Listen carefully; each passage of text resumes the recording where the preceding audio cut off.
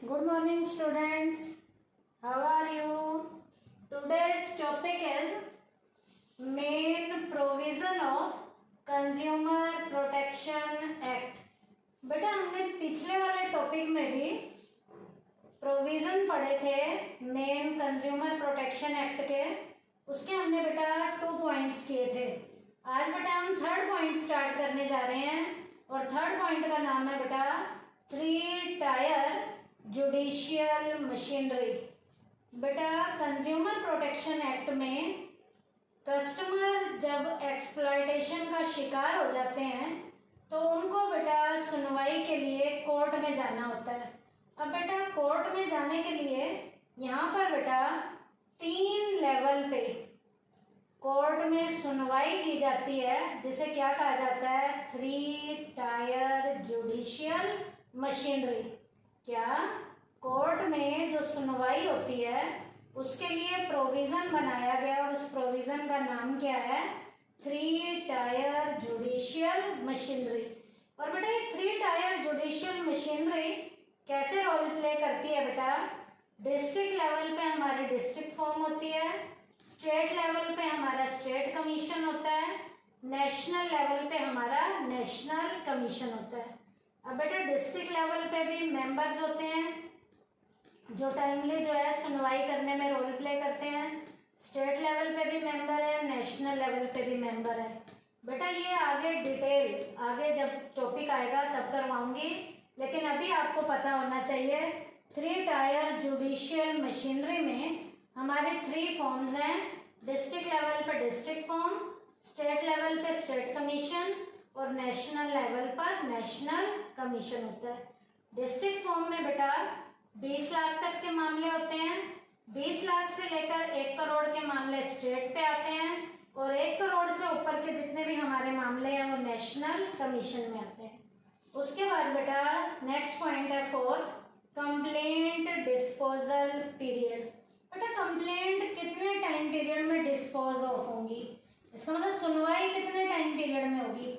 ये बेटा मैंने पीछे भी बताया था, नॉर्मल सिचुएशन में जो हमारे नॉर्मल प्रोडक्ट्स हैं जिनकी टेस्टिंग नहीं होती बेटा, वहाँ पर बेटा कंप्लेंट डिस्पोजल पीरियड चलता है 3 मंथ्स का। और बेटा कुछ स्पेशल सिचुएशंस होती हैं जहाँ पर प्रोडक्ट को हमें टेस्ट करना पड़ता है, लेबोरेटरीज में प्रोडक्ट को टेस्टिंग के लिए भेजना पड़ता है, वहाँ कंप्लेंट डिस्पोजल पीरियड होता है 5 मंथ्स। तो नॉर्मल सिचुएशन में डिस्पोजल पीरियड है कंप्लेंट का 3 मंथ्स, और जो हमारी टेस्टिंग वाले प्रोडक्ट हैं स्पेशल सिचुएशन में जहाँ लैब में प्रोडक्ट को टेस्टिंग के लिए भेजना है वहाँ 5 मंथ्स आपका कंप्लेंट डिस्पोजल पीरियड होता है। उसके बाद बेटा नेक्स्ट 5th पॉइंट है हु कैन फाइल कंप्लेंट। अब बेटा कंप्लेंट कौन फाइल कर सकता है, कंप्लेंट फाइल करने वाले कस्टमर ही नहीं होते, और भी बहुत से लोग होते हैं जो कंप्लेंट फाइल कर सकते हैं। तो कंप्लेंट फाइल करने वाले लोगों में कौन कौन आता है, सबसे पहले कंज्यूमर, एक कंज्यूमर कंप्लेंट फाइल कर सकता है, रजिस्टर्ड कंज्यूमर कंप्लेंट फाइल कर सकता है, 1 और मोर कंज्यूमर कंप्लेंट फाइल कर सकते हैं, 1 या 1 से ज़्यादा कंज्यूमर भी कंप्लेंट फाइल कर सकते हैं, सेंट्रल गवर्नमेंट कंप्लेंट फाइल कर सकती है, और हमारी जो स्टेट गवर्नमेंट है वो भी कंप्लेंट क्या कर सकती है, फाइल कर सकती है।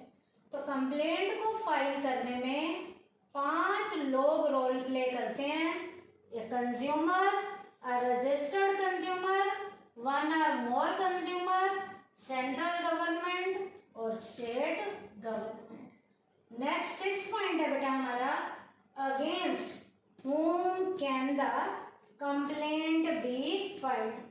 किसके खिलाफ कंप्लेंट को फाइल किया जाता है, किसके खिलाफ कंप्लेंट किसके खिलाफ फाइल की जाती है। A complaint can be filed against.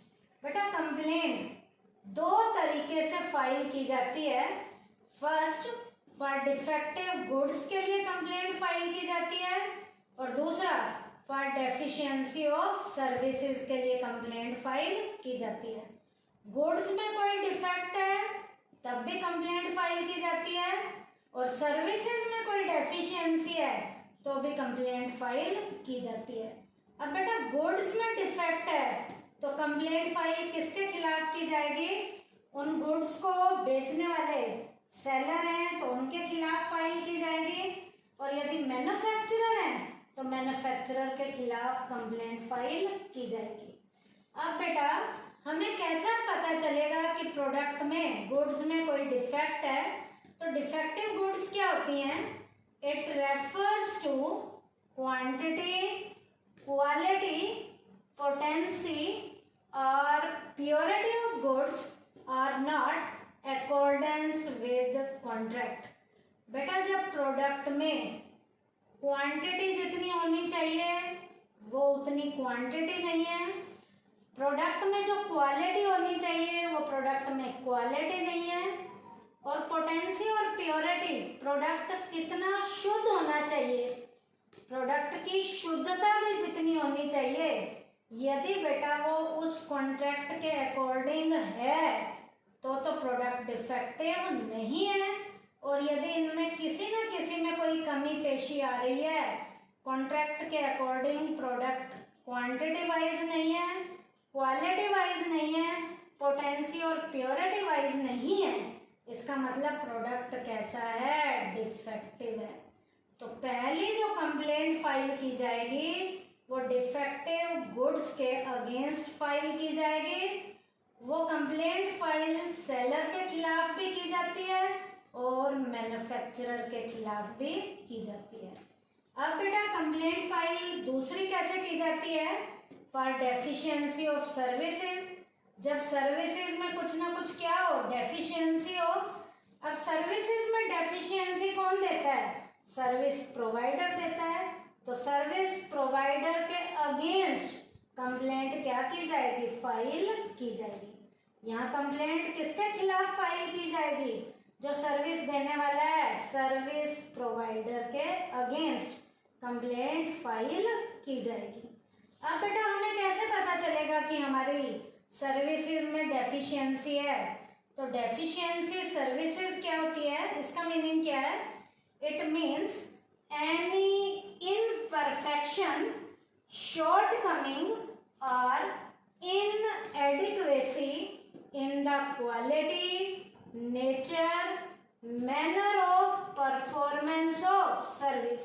अब बेटा सर्विस जिस चीज के अकॉर्डिंग, जैसी सर्विस आपको देने वाले ने वायदा किया है, यदि उसके अकॉर्डिंग क्वालिटी में कोई कमी पेशी आ रही है, उस सर्विस की नेचर में कोई कमी पेशी आ रही है, या सर्विस जैसी कही है उसके अकॉर्डिंग नहीं दी जा रही, इसका मतलब सर्विस में क्या है? डेफिशिएंसी है।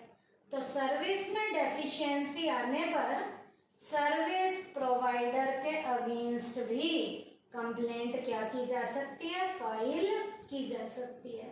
तो ये पॉइंट था, against whom can the complaint be filed. इसमें दो पॉइंट थे। कंप्लेंट फाइल जो करनी है वो था फॉर डिफेक्टिव गुड्स और दूसरा था for deficiency of services. Defective goods होंगे तो सेलर और मैन्युफैक्चरर के अगेंस्ट होगा, और यदि सर्विसेज में डेफिशिएंसी होगी तो सर्विस प्रोवाइडर के अगेंस्ट कंप्लेंट फाइल की जाएगी। उसके बाद है बेटा कंप्लेंट फी। अब बेटा कंप्लेंट करनी है तो कोई फीस वगैरह भी भरनी है या नहीं भरनी? With every complaint it's fee if any is deposited. बेटा यदि किसी भी कंप्लेंट को फाइल करने की यदि कोई फीस रखी गई है और यदि वो फीस है तो फीस को क्या करना है? डिपॉजिट करवाना है। ऑल्दो कोर्ट फीस और any other expense are not to be paid. इसके अलावा बेटा कोर्ट की फीस का या कोई भी दूसरा जो खर्चा हुआ है वो यहाँ हमें पे नहीं करना। केवल कंप्लेंट की यदि कोई फीस है, यदि कंप्लेंट की कोई फीस है तो वो हमें डिपॉजिट करवानी है। उसके अलावा बेटा कोर्ट की फीस और दूसरा हमें कोई भी खर्चा नहीं देना। तो बेटा आज के टॉपिक में main provision of consumer protection act के सेकंड पार्ट में हमने बचे हुए पॉइंट किए कौन कौन से? 3 tyre judicial machinery, complaint disposal period, who can file complaint, against whom can the complaint be filed, और लास्ट था कंप्लेंट फीस। अगले टॉपिक में बेटा हम करेंगे रिलीफ और रेमेडीज टू द कंज्यूमर। क्या करेंगे? Relief and remedies to the consumer. Thank you बेटा।